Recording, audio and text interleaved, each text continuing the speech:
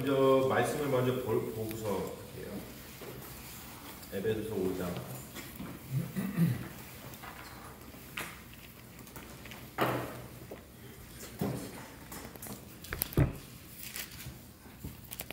(3절에서) 14절까지 말씀. 에베소서 5장 3절에서 14절 말씀을 같이 공독을 하고서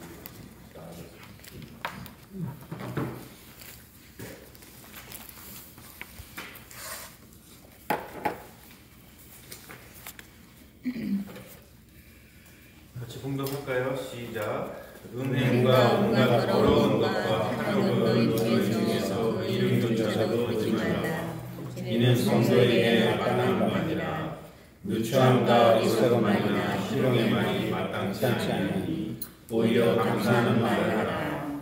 너희도 정녕 이것을 알거니와 음행하는 자는 더러운 자나 탐하는 자나 곧 우상 숭배하는 자나 다 그리스도와 하나님의 나라에서 기업을 얻지 못하니 누구든지 헛된 말로 너희를 속이지 못하게 하라. 이로 말미암아 하나님의 진노가 불순종의 아들들에게 임하나니 그러므로 그들과 함께하는 자가 되지 말라. 너희가 전에는 어둠이더니 이제는 주의 안에서 빛이라. 빛의 자녀들처럼 하라. 빛의 열매는 모든 착함과 의로움과 진실함에 있느니라. 주를 기쁘시게 할 것이 무엇인가 시험하여 보라. 너희는 열매 없는 어둠의 일에 참여하지 말고 도리어 청청하라. 그들이 은혜에 행하는 것들은 말하기로 부끄러운 것들이라. 그러나 책망을 받는 모든 것은 빛으로 말미암아 드러나나니 드러나는 것마다 빛이니라. 그러므로 이르시기를 잠자는 자여 깨어서 죽은 자 가운데서 일어나라. 그리스도께서 너희에게 빛이시라 하셨느니라. 자, 우리 말씀 가지고 말씀을 나눌 텐데, 자, 오늘 말씀에 키워드가 있죠? 뭐죠?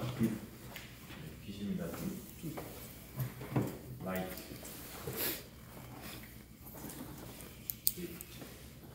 이거는 말씀의 키워드예요. 계열을 보면은 음행과 탐욕에 관한 정보를 하고 있죠. 그래서 마지막 7절에 보면은 4절에 보면은 음담, 어리석은 말 대신에 감사의 말을 하라 이런 얘기하시고, 또 7절에 보면은 음행하는 자들과 한패가 되지 말아라 이렇게 이야기를 하고 있어요.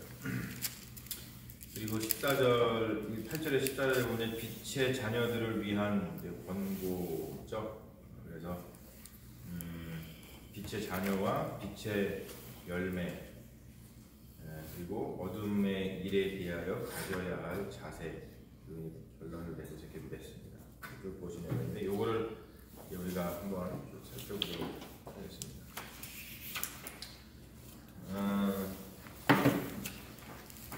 오늘 말씀 가운데 거기 제가 적어놓은 것 가운데 가장 중요한, 그리고 우리가 꼭 반드시 이해하고 넘어가야 될 용어를 제가 써놨어요. 이걸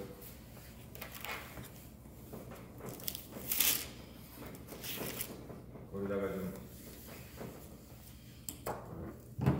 형광 사이펜을 말할 때 고백적 도덕이라는 말, 거기 보면 있죠. 고백적 도덕이라고 제가 그래서 되게 중요한 말인데요.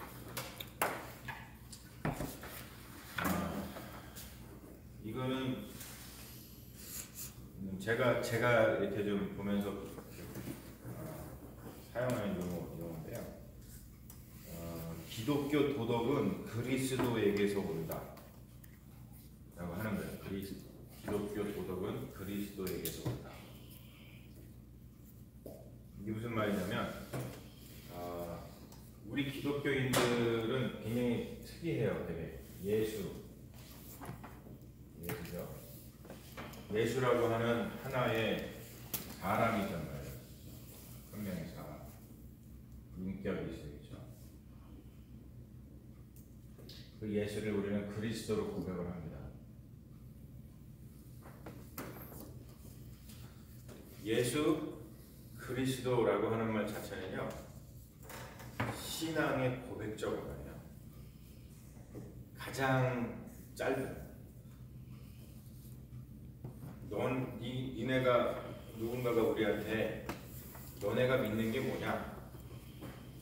그거를 한마디로 얘기해봐라. 그랬을 때에 예수 그리스도. 예수가 first name이고 그리스도가 last name이 아닙니다.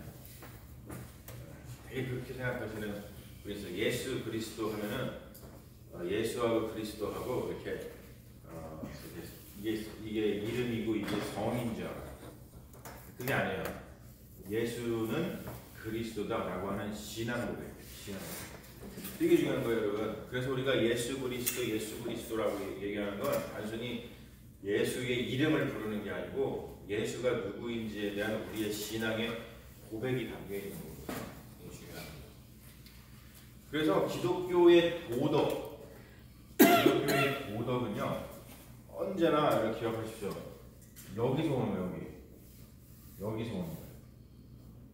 그러니까 도덕을 생각할 때 우리는 되게 희한해요. 무슨 뭐랄까요? 도덕의 어떤 코드? 도덕이 이런 거야? 가르침? 이런 거 무슨 도덕을 열거해 놓은 무슨 책? 이런 거로다가 가지 않는다는 거예요. 기독교인의 도덕은 아주 희한한데 이런 거에 있지 않고 이 한 사람, 인물, 인격 여기에 있습니다. 예수라고 하는. 그래서 도덕이 되게 희한해요. 이 기독교의 도덕은 굉장히 아주 희한하고 특별한 거예요. 그렇기 때문에 고백적 도덕이라는 말을 하고 있는데 도덕은 세 사람의 결과다. 도덕은 존재를 규정짓지 않는다. 이 말은 뭐냐면요. 자, 지금 우리가 오랫동안 했던 게 처음에 뭐냐면은 사도 바울이 했던 게 뭐냐면은 예수가 누구냐, 그리고 하나님께서 하시는 일이 무엇이냐, 어떤 하나님께서 하시는 일, 하나님이 누구냐, 예수 그리스도를 통해서 무슨 일이 벌어졌냐, 그거를 우리가 이제 얘기하자면은 신학이라고 얘기하죠, 그렇죠? 어떤 교리라고 표현을 하기도 하고요. 그러고 난 다음에 이거는 이대로 끝나지 않고 언제든지 도덕 그리고 윤리로 넘어와요. 그러니까 이거는 뗄래야 뗄 수 없는 거라고요. 형식상 이렇게 구분이 되지만 이 신학 교리는 도덕 윤리도 넘어온다는 거예요. 그러니까 뭐냐면 하나님이 하신 일은 거기서 끝나는 게 아니고 누구에게 넘어온다? 도덕 윤리는 누구에 가는 거예요? 우리에 가는 거잖아요. 우리 사람에게 넘어온다는 거예요. 사람. 하나님의 일은 하나님의 일로만 끝나는 게 아니고요. 우리 사람의 일이 된단 말이에요. 근데 이게 왜 중요하냐면 지금 사도 바울이 여기서 얘기하잖아요. 음행하지 말아라. 음행과 뭔가 더러운 것과 탐욕은 너희 중에서 그 이름조차도 부르지 말아라 하면서 이렇게 하라라. 도덕적인 도덕률을 가르치는 거예요. 도덕의 율법 이런 걸 가르치는 거예요. 그런데 이거는요. 사도 바울이 예수 그리스도를 믿는, 예수를 그리스도라고 고백을 하고 내가 예수 그리스도인이 크리스찬이 됐어요. 그래서 크리스찬이 되니까 우리 그 사람을 갖다가 뭐라 그러냐면은 새 사람이라는 말을 한단 말이죠. 그래서 지난주에 배웠지만 새 사람이라는 말을 해달라요. 새 사람이 되었다. 새 사람을 입었다. 그렇게 얘기합니다. 예수를 믿고 새 사람이 되었더니 그랬더니 이렇게 살게 되더라. 이런 뜻이에요. 자, 이게 왜 중요하냐면 보세요. 고백적 도덕이라는 말이 왜 중요하냐면 다시 한번 얘기하면 도덕이라는 게 있어요. 지금 이야기하잖아요. 지금 이렇게 살아라, 저렇게, 이렇게 해라, 저렇게 해라, 도덕에 대해서 얘기하잖아요. 사도가. 그런데 많은 분들이 잘못 생각하는 게 뭐냐면 도덕적으로 살았더니 새 사람이 되더라. 이게 아니라는 거예요. 이게 무슨 말인지 꼭 이해해 주셔야 돼요. 도덕적으로 이렇게 이런 거 음행 안 하고 뭐 탐욕을 버리고 이런 식으로다가 살았더니 내가 새 사람이 되더라. 이게 아니라는 거예요. 무슨 말인지 아시겠죠? 네? 이거 반드시 이해하고 넘어가셔야 돼요. 그게 아니고 내가 예수를 믿고 새 사람이 됐더니 이러이러한 도덕을 갖고 살게 되더라 이거예요. 반대입니다. 굉장히 희한한 겁니다 이게. 우리가 예수를 믿고 예수를 받아들여가지고 우리가 크리스찬이 되잖아요. 그래서 예수와 일치를 이루고 예수 안에서 우리가 새 생명을 입고 예수 안에서 새 사람이 되고 새로운 피조물이 되고 중요한 건 예수란 말이에요. 예수 그리스도와 어떠한 릴레이션십을 갖고 났더니 내가 이렇게 살게 되더라 라고 하는 거예요. 그러니까 예수 그리스도와 관계를 맺으면 어떻게 살게 될지에 관해서는 사실은요 사람마다 다 다를 수 있어요.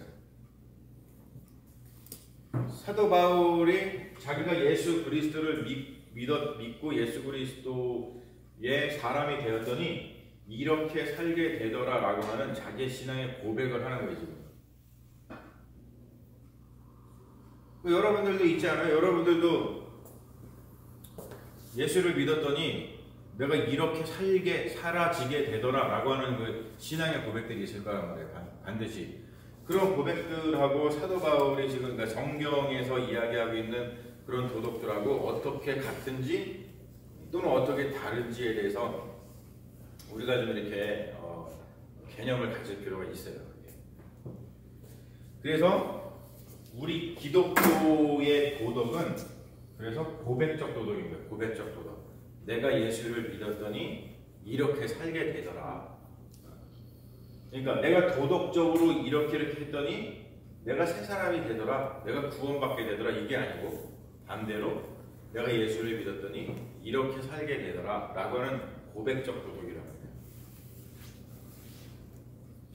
굉장히 중요한 거예요. 유교 같은 경우도 그렇지 않잖아요. 그렇죠? 유교는 도덕률을 얘기하지만 그냥 그 도덕대로 살면은 이러한 사람이 된다고 얘기를 하죠.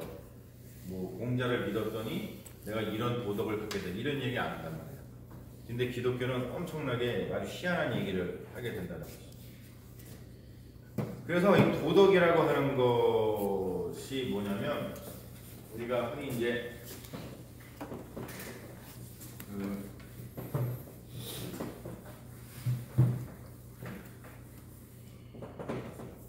자, 도덕이 있고요. 윤리가 있어요. 되게 헷갈리는 거죠. 어떤 때는 도덕이라고 썼다가 어떤 때는 윤리라고 썼다가. 도덕은 영어로다가는 moral이라고 얘기해요. moral. 그리고 윤리는 ethic이라고 얘기하고.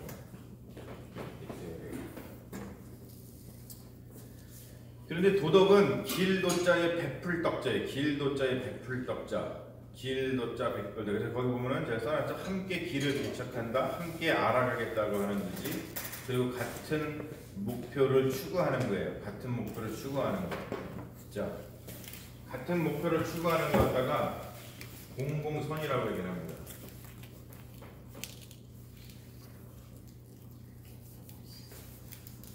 자, 알아보세요.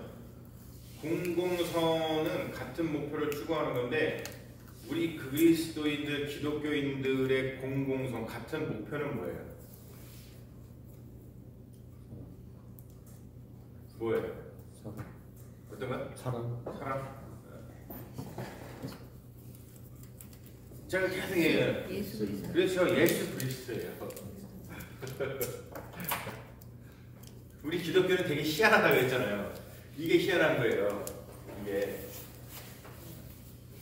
뭐 유교 같은 경우는 뭐 공공성이 뭐 우리가 얘기하는 인 이런 걸 인 뭐 이런 걸 갖다가 얘기를 하는데 우리 기독교는요 언제나 예수 그리스도라고 하는 한 인격으로 돌아갑니다. 글로 돌아갔다가 거기서 또 나오는 거예요. 이게 기독교의 아주 특이한 신앙의 형태입니다. 그래서 우리의 공공선은 예수 그리스도예요. 예수 그리스도 자체가 우리의 공공선이에요. 같은 목표란 말이에요. 같은 목표. 그래서 그거를 어떤 그 도덕이라고 하는 거는 그런 것들을 완성하는 어떤 목표라고 해요. 그러니까 기독교인의 도덕은 어떻게 보면은 굉장히 다양하지만 그 다양성 속에서 뭐가 또 있을까요? 당연히 통일성이 있겠죠. 왜 그럴까요? 계속해서 여기서 얘기하죠. 우리는 한 주님, 한 하나님, 한 주님, 그리고 한 성령 밑에 있기 때문에 그렇습니다. 한 원가 그렇죠. 그러니까 당연히 우리가 예수 그리스도를 믿게 되고 예수 그리스도 통해서 새 사람이 되고 나면 어떤 살게 되는 어떤 삶의 방식이 다양하지만 그 안에는 반드시 통일성이 있다는 거예요. 하나가 된다는 거예요. 그래서 우리가 공공선을 이룰 수 있는 거고 그것이 우리 자기 완성의 어떤 규범이 되는 거예요. 그리고 이것이 도덕이 뭐냐면 사회적 요구죠. 공동체를 세워나가기 위한 바탕입니다. 그러니까 이게 안 되면 공동체가 안 세워져요. 그러니까 예수 그리스도를 다 같이 똑같이 예수 한 주님을 믿기 때문에 그 주님을 믿는 것을 통해서 우리가 이렇게 살게 되더라고 하는 신앙의 고백이 동일하기 때문에 공동체가 세워지는 거예요. 그렇죠? 여기 지금 우리가 다 그렇지 않습니까? 그렇게 하기 때문에 그것 때문에 예수 그리스도를 믿는 믿음 때문에 우리가 여기에 모여가지고 이런 일을 하면 이렇게 하면서 교회를 세워나갈 수 있는 거예요. 그게 도덕이고, 자 그리고 도덕은 그렇기 때문에 되게 보면은 어떻게 이 도덕은요 굉장히 좀 개인의 어떠한 그 도덕을 이야기하죠. 근데 윤리는요 그 도덕을 바탕으로 사람과 사람 사이에 있는 거예요. 그러니까 도덕과 윤리는 때려야 뗄 수가 없어요. 왜냐하면 우리가 사실 인생을 살아가면서 우리가 혼자서 살아가지 않잖아요. 그렇죠? 우리가 절대 혼자서 살 수 없습니다. 혼자 살지도 않을 뿐더러 혼자 살 수가 없어요. 그러니까 인간은 언제든지 개인이지만 그 개인으로만 존재하는 것이 아니고 언제나 우리 옆에는 그러니까 아담이 있지만 아담은 혼자서 존재하는 게 아니고 반드시 누가 있어요? 하와가 있는 거예요. 공동체로 존재합니다. 우리 공동체로. 그렇기 때문에 윤리가 반드시 필요한 거예요. 올바른 인간관계. 그래서 하나님의 공공성, 하나님 나라를 세워나가는 데 필요한 도덕이라는 윤리가. 왜냐하면 하나님의 나라는 혼자 세워나가는 게 아니고 우리가 공동체로서 세워나가기 때문인 거예요. 그래서 이 윤리 중에 우리 기독교의 윤리 중에 가장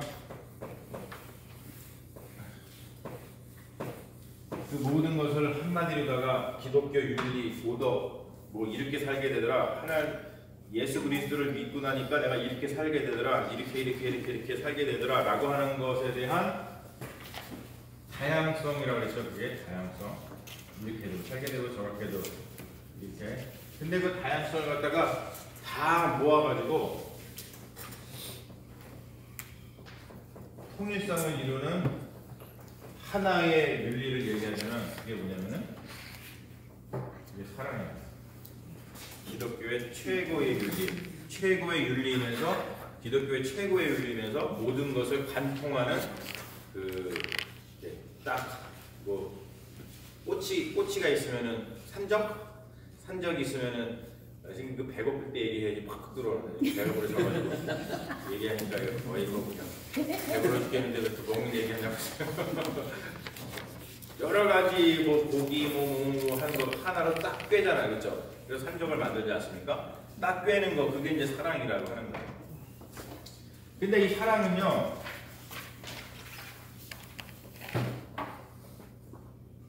에로스하고 우리가 아가페를 나누는데 자, 기독교의 사랑은 에로스일까요? 아가페일까요? 자, 그러면 에로스는 필요 없을까요? 자, 에로스는 뭐죠?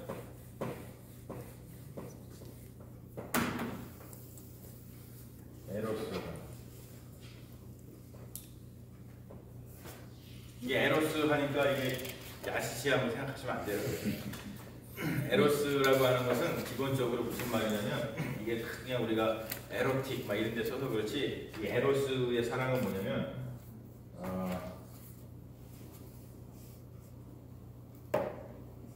자기 충족적 사랑이에요. 자기 충족적. 그러면 에로스가 없으면요, 일단 사랑이 저기 되지 않아요. 자기 충족적 사랑이 뭐냐면은 자기 자신에게 어떤 이익이 돼요. 다른 말로 하면 어떤 자기의 욕망이 있잖아요. 사람의 욕망이 있단 말이에요. 그 욕망을 채우는 사람이 에로스 사랑이에요. 이게 없으면은 사람은 사랑을 할 수가 없어요. 근데 여기서 끝나는 게 아니고 이것과 완전히 분리된 것이 아가페 사랑이라고 얘기할 수가 없어요. 아가페 사랑은 이 에로스 사랑을 덮는 더 큰 사랑을 이야기합니다. 이걸 아가페 사랑이에요. 아가페 사랑은 무슨 사랑이에요? 자기 희생적 사랑이에요. 희생적 사랑. 사람이 자기 충족적 사랑이 당연히 있지만 어느 순간이 되면은 이게 자기 희생적인 사랑으로다가 간다는 거죠. 근데 왜 이렇게 될까요? 왜 우리가 자기 충족적인 사랑이 아주 본능적이고 우리 어떤 욕망을 우리의 이익을 이렇게 취하는 그런 사랑에서 우리가 더 나아가서 우리 그리스도인들은 아가페적인 자기 희생적인 사랑을 살게 되더라라는 게 고백적 도덕이라고 그랬잖아요. 그렇죠? 그런 고백을 하게 되고 그렇게 살게 된단 말이에요. 실제로 그렇게 살아요. 살게 돼요. 예수 그리스도를 저기 하니까. 왜 우리가 이렇게 살게 돼요? 왜? 뭐 때문에? 예수 그리스도. 그렇죠. 그거예요. 결국엔 또 예수 그리스도 때문에 그렇습니다. 왜요? 예수 그리스도가 어떤 분이니까? 자기 충족적 사랑을 넘어서 자기 희생적 사랑을 보여주셔서 자기 희생적인 사랑을 통해서 뭘 이루셨어요? 구원을 이뤘기 때문에 그런 거예요. 예수 그리스도.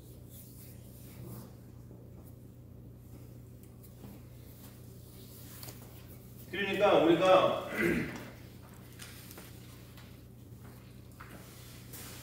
되게 이제 신앙이 깊어지고 예수 그리스도에 대한 믿음이 깊어지고 예수 그리스도와 더욱더 이렇게 가까워질수록 우리가 자기 충격적 사랑을 벗어나서 자기 희생적 사랑을 통해서 우리 삶에 있는 여러 가지 문제 속에서 언제나 구원의 일을 이룬다는 거예요. 구원의 일에 우리가 이 자기 희생적 사랑을 통해서 뭐 하게 되냐면 구원의 일에 동참하게 됩니다. 그래서 역사가 벌어지는 거예요, 여러분.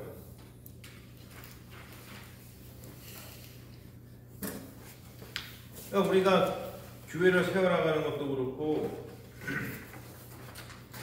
그 모든 것들이 예수 그리스도를 통해서 이러한 윤리가 없으면은 우리의 삶, 이 공동체가 전혀 세워지지가 않는 거예요. 나중에 이제 우리가 다음 주에 살펴볼 것 중에는 보면은 그런 것들을 통해서 어떤 교회를 세우는 원리를 넘어서 이제 뭐 가정을 세우는 원리, 그래서 남녀 간의 문제, 부부 간의 문제, 그리고 부모와 자식 간의 문제, 그리고 상전과 종의 이 문제, 그런 것들을 이제 확장시켜서 이렇게 얘기하는 것을 우리가 볼 수가 있어요.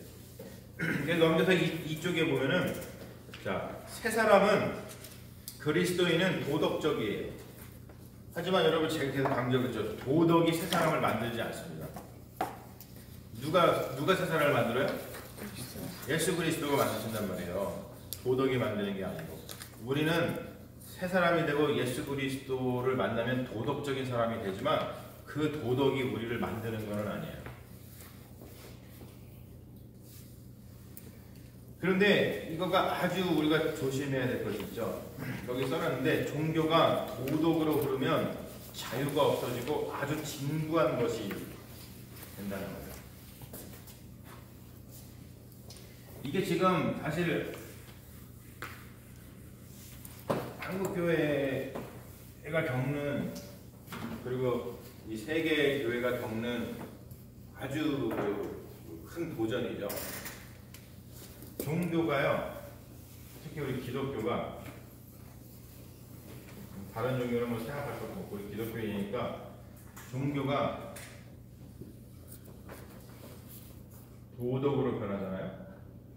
그러면은 종교가 아주 진부해집니다.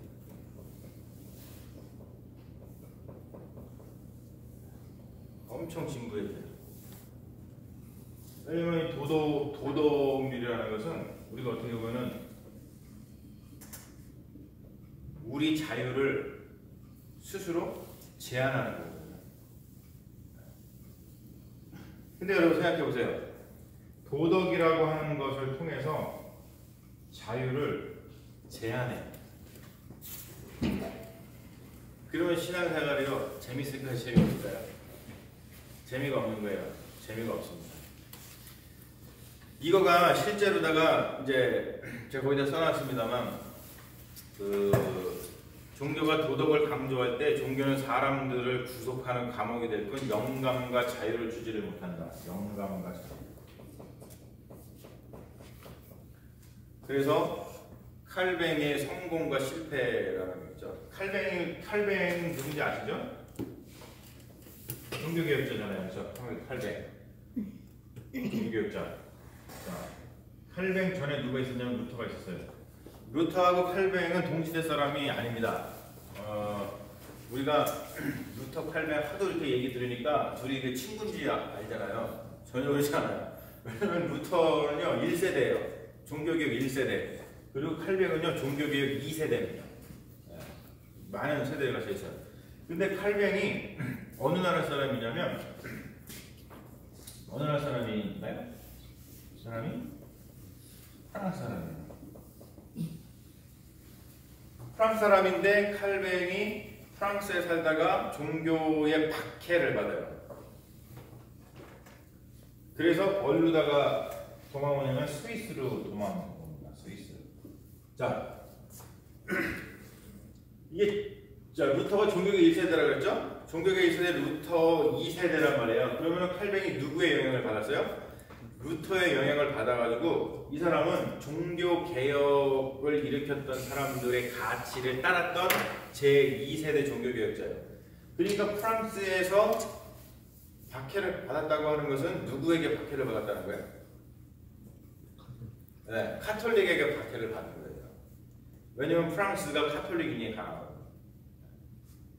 그 당시에 그 교황도 프랑스 사람인데, 뭐 샤를 오세마 이런 사람들, 그런데 다 그 카톨릭의 그 지지자였고, 그러니까 여기서 있을 못하니까 스위스로 왔어요. 스위스 와가지고 이제 나름대로 종교 개혁을 하는데, 스위스에 가보신 분?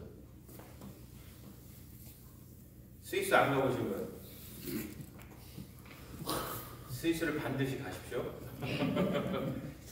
제가 우리 집사람하고 스위스 10분 여행을 갔다 왔는데 거기 가가지고 깨달은 게 있잖아요.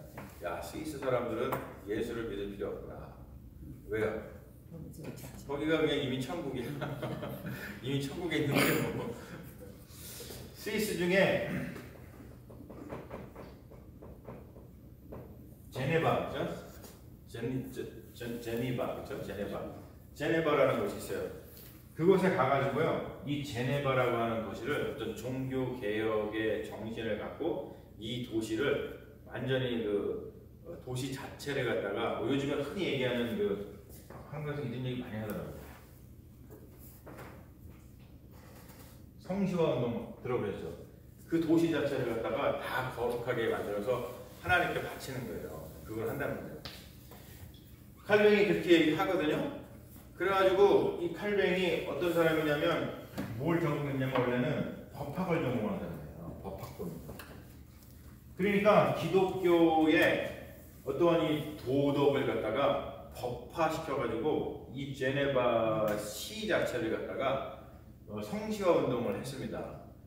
그래가지고 그 모든 사람들이 그 법에 의해서 기독교 가치가 담긴 그 법에 의해서 사람들이 생활을 할 수 있게끔 했어요. 자, 여러분 성공했을까요? 실패했을까요? 실패했습니다. 실패. 일부분은 성공했는데 결국에는 실패했어요. 근데 그 법 중에는요, 어떤 법까지 있었냐면은 너무 법이 세세한 거예요. 어떤 법이 있으면 교회에 늦으면 벌금 얼마. 그리고 또 이런 것도 있어.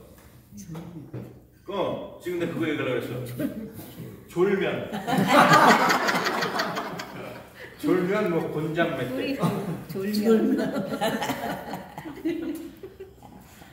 뭐 거의 뭐 지금 막 벌금 물고 곤장 맞은 분들 많아지고 교회 다니면서 막 곤장 맞고 늦으면 막 벌금 내고 그런 법까지 다 정해놨어요.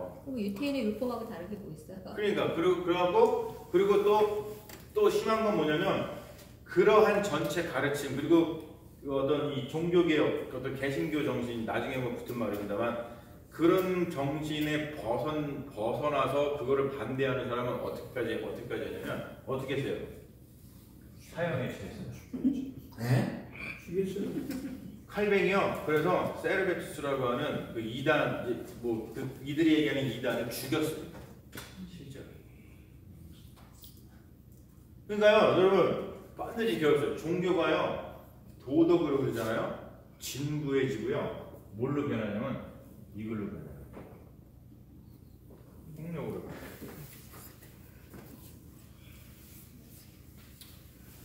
우리가 예수님의 복음서에서도 그거를 보잖아요. 뭘 봅니까? 예수님이 이런 말씀하시죠. 수고하고 무거운 짐진 자들아 다 내게로 오라. 내가 너희를 쉬게 하리라. 내 짐은 가볍다. 그렇죠? 그 말이 뭐냐면 거기서 수고하고 무거운 짐진 자들은 뭐냐면요. 요즘 사람들 그걸 이렇게 해석하잖아요. 내가 열심히 빡세게 막 맨날 일해가지고 너무 살기 힘들어. 그러니까 내가 주님께로 가면은 주님께서 그냥 평안을 주시고 나한테 복 내려주셔서 내가 좀 열심히 안 해도 내가 부자로 살 수 있어. 이렇게 생각하는 경향이 있습니다. 그 말이 절대 아니에요. 이 말은 뭐냐면 그 당시에 유대교가요 어떻게 흘렀냐면 도덕으로 흘렀거든요. 율법. 그래가지고 우리가 얘기하는 거 맨날 예수님이 하나같이 저기들 하면서 맨날 야단쳤던 사람들이 누구예요? 바리새인들이잖아요. 바리새인들이 자기들이 지키는 도덕, 율법, 자기들은 잘 지킨단 말이에요. 그렇죠? 자기들은 잘 지킬 수 있어. 그러면 난 11조도 안 띵겨먹고 주님 나는 11조 한 번도 안 띵겨먹고요. 저는 안식일 칼같이 딱 지키고요. 네? 그리고 금식할 때 되면 딱 금식하면서 기도했고요. 네? 그러면서 어떻게 돼요? 자기 자신이 자기 의를 세우잖아요. 그러면서 어떻게 되냐면은 그거를 못하는 사람들을 향해서 뭘 가해요? 폭력을 가해요. 기도하면서 폭력을 가하잖아요. 내가 저들이랑 같이 아니함을 주님 하면서 그 시장 어귀에 서가지고 내가 저 세리와 장녀와 같이 아니함을 주님 감사드리나이다 하면서 그들한테 폭력을 가하는 거예요. 그게. 종교가 이렇게 도덕으로 그러면요 아주 진부해집니다. 그래서 종교가 도덕으로 그러면 영감과 자유를 없애요. 그렇기 때문에 아주 재미없는 것이 돼버려요. 제가 그래가지고 여러분 이거를 알기 때문에 제가 사실은 여러분 주일날 어디를 가시거나 할 때 제가 주일 어디 가신다고 벼락을 맞으실 겁니다. 이런 얘기 안 하고 잔소리 안 하고 또 뭐라 그럴까 또 예배 시간에 좀 주무신다고 해가지고 제가 선생님 왜 주무세요? 이런 얘기 안 해요. 실제로 한국에서는요 그렇게 뭐 하시는 목사님도 많이 있어요. 그리고 제가 제 줄에 서주신 목사님 같은 경우도 카리스마가 대단하시죠. 김영주 감독님. 주일날요 그 여기 어느 권사님이 교회 있잖아요. 그래서 바로 예배 드리지 말고 김우사 밖에 나가셨어요. 그래요. 근데 여러분 이게 그런 식으로 흐르면은 정말로 중요한 건 뭐냐면 영감과 자유가 없어져요. 그러면 재미없어집니다. 우리 인생이 재미없어요. 그렇다고 해서 여러분 제가 여러분들 마음대로 하세요 뭐 이런 뜻이 아니에요. 아가페라고 하는 것은 나의 자유를 스스로 이렇게 드리는 거야. 그러니까 나의 자유를 드린다는 건 뭐냐면 내가 스스로 나의 모든 것을 다해서 이걸 갖다가 기브업 하는 거예요. 기브업 스스로 나의 자유를 통해서 내 자유를 이용해서 나에게 있는 그 100% 나의 자유를 통해서 내가 그 자유를 온전하게 주님께 드리는 거, 그게 아가페사라는 거예요. 그러니까 자기 스스로 그런 일이 벌어지지 않으면은 종교가 그거를 갖다가 도덕을 통해 가지고 강요하고 그렇게 하지 않으면은 이걸 어기면은 천벌을 받는다고 하면서 그렇게 얘기하면은 아주 진부해진 것이 됩니다. 아주 진부해져요. 그러니까 한국 개신교가 지금 그렇게 참 힘든 이유가 바로 이제 그런 거죠. 자꾸 이것도 도덕률로다가 종교가 흐르다 보니까 영감과 자유가 없잖아요. 이게 생기가 없잖아요. 생기가.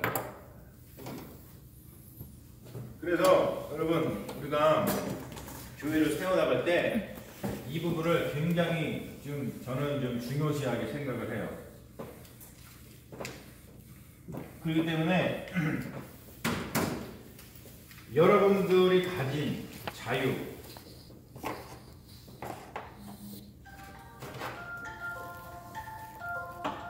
여러분들이 가진 자유 100%를 언제나 저는 리스펙트합니다.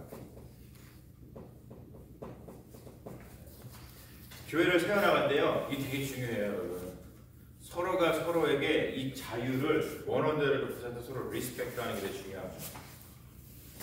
그런데 여러분 거기서만 끝나면 안 돼요. 이 자유를 갖다가 100% 우리가 리스펙트하고 한다고 해서 야 내가 이렇게 하는 거 자유지 여기서 끝나면 안 되고 자기가 100% 자유 있는 그 자유를 주님께 드릴 수 있는 그 신앙, 그 깊이까지 우리가 반드시 가야 돼. 그래야지만 공동체가 세워집니다. 그게 공동선이라는 거예요. 이 사랑 때문에. 사랑이라고 하는 것은요, 결국에는 자기가 가진 자유를 이렇게 쳐서 굴복시킬 줄 아는 능력이 사랑입니다. 우리에게는 100% 자유가 있습니다. 그거를 그 누구도 제한하지 않아요. 하나님도 여러분들의 자유를 꺾지 않으십니다. 하지만 그 자유를 갖다가 우리가 스스로 하나님께 드리는 것, 그걸 갖다가 이 성경에서는 케노시스라고 해요. 케노시스. 낮아짐의 영성이라고 합니다. 왜요? 왜 이게 가능해요? 누구 때문에? 예수님 때문에. 예수님께서 이 얘기를 하시잖아요. 우리가 잘 아다시피. 그렇기 때문에 가능한 거예요. 그러니까 서로가 서로의 자유를 지켜주되, 하지만 공동체를 세워진다는 것은 반드시 사랑을 통해서 케노시스의 영성을, 예수님이 가지셨던 그 영성을 우리가 동일하게 가질 때 공동체가 세워질 수 있는 거예요. 여기까지 나아가야 된다는 거죠. 자, 이러한 이야기들, 이러한 도덕률, 이러한 그 윤리, 기독교 윤리, 이것은 그거가 새 사람을 만들어주는 것이 아니고 내가 새 사람이 되었기 때문에 내가 예수를 믿으니까 이렇게 되더라라고 하는 고백적 도덕이라는 것을 여러분 반드시 알고 있어야 돼요. 반드시. 자, 그러면 구체적으로다가 그러면 내가 새 사람이 되었더니 이렇게 살게 되더라 라고 하는 고백을 지금 하고 있다는 거죠. 하는 어린. 내가 예수를 믿었더니 이렇게 살게 되더라 라고 하는 것에 키워드가 뭐라고요? 아까 얘기했죠? 빛이에요. 빛. 그 이미지를 갖다가 얘기하는 겁니다. 빛하고 대조되는 이미지가 뭐예요? 오늘 말씀 속에? 어둠이잖아요. 어둠. 근데 이거는요 언어입니다. 언어. 비유예요. 이거를 잘 생각해야 돼요. 이거를 잘못 생각하면요 여기서도 폭력이 나옵니다. 자, 빛은 대개 무슨 색깔로 표현돼요? 무슨 색깔? 흰색. 어둠은 무슨 색깔로 표현돼요? 검정. 블랙으로 표현됩니다. 여러분 이거가요 비유고 언어라는 걸 생각하지 못하면요 이걸 통해 가지고 또 뭐가 일어나는지 아시죠? 폭력이 일어나는 거예요. 그래가지고 대개 백인들은 자기들을 흰색, 빛 그래가지고 어떤 자기들이 어떤 천사, 좋은 이미지를 가지고 있고 블랙 누가 블랙이에요? 흑인들. 그래가지고 이런 식으로다가 차별하는 이게 성경을 통해서 실질적으로 벌어졌던 일들이에요. 근데 언제나 기억하십시오. 이게 잘못 사용하면 안 돼요. 이 빛이라고 하는 것은 언어고 비유지 이렇게 나눠가지고 그거를 실체로다가 뭔가를 구분해가지고 하는 그런 폭력이 절대 되면 안 돼요. 이런 일들은 절대로 일어나면 안 되는 거예요. 그러니까 이 빛이라고 하는 이미지를 우리가 잘 이해를 해야 된다는 거죠. 자, 이렇게 예수를 믿어서 새 사람이 됐더니 키워드가 뭐냐면 빛이 되더라는 거예요. 빛. 내가 빛과 같은 존재가 되더라. 내가 빛과 같은 존재가 되더라. 여러분 어떠세요? 여러분 예수를 믿었더니 빛과 같은 존재가 됐어요? 아니면 아직까지도 어둠 내가 어둠 속에 살면서 맨날 그 찬양하시면서 사십니까? 네? 어떤 경험을 하세요? 이경현 집사님 지난 우리 또 뭐 수련회 가서 남성교회 수련회 가서도 신앙 고백 해주셨잖아요, 그렇죠? 무슨 말인지 진짜 이해되시죠? 그렇죠? 예수를 믿게 됐더니요 빛이 비쳐요. 빛이. 그리고 내가 빛이 된다는 거예요. 빛이. 이러한 경험이 반드시 있어야 돼요. 우리가 사도행전에도 보면 사도 바울의 그 예수님 만나는 경험도 뭘로 와요? 그 사람이 빛으로 오잖아요. 빛. 그렇기 때문에 이 빛이라고 하는 이미지를 사용을 하는 거예요. 그러니까 여러분들도 이게 이러한 어떤 경험이 반드시 있어야 돼요. 우리가 예수를 믿을 때 공동체에 세워나가려면 공동체적인 경험과 공동체적인 거가 있어야 되는데 그거가 뭐냐면 빛의 경험인 거예요. 빛의 경험. 아, 내가 정말 뭔가 이렇게 어둠에 있다가 어둠이 쫙 갇히면서 빛이 쫙 비치는 것 같더라. 그런 경험이 없으신 거예요. 차마 손을 못 드시겠어요? 다 그런 경험이 있으실 거라고 믿어요. 그러니까 여기 다 우리 앉아갖고 이렇게 주님의 말씀을 같이 나누고 있는 거 아니겠어요? 자, 그랬더니 여기 보세요. 음행과 탐욕, 음담과 어리석은 말 이런 것들을 하게 되더라, 안 하게 되더라? 이런 거를 하던 사람도 안 하게 되더라 그거예요.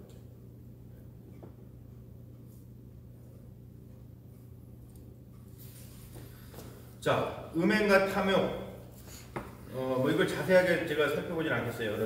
다른 거 중요한 것들이 있어가지고 이거는 뭐 여러분들이 다 뭐 안 하시는 거라고 믿고 대신에 여기 이번에 음담과 어리석은 말에서 이거만 좀 볼게요.